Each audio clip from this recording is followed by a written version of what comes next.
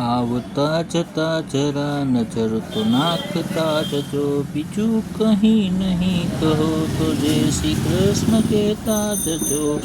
આવતા જતા જરા, આવતા જતા જરા નજર તો નાખતા જજો, બીજું કંઈ નહીં કહો તો જય શ્રી કૃષ્ણ કહેતા જજો.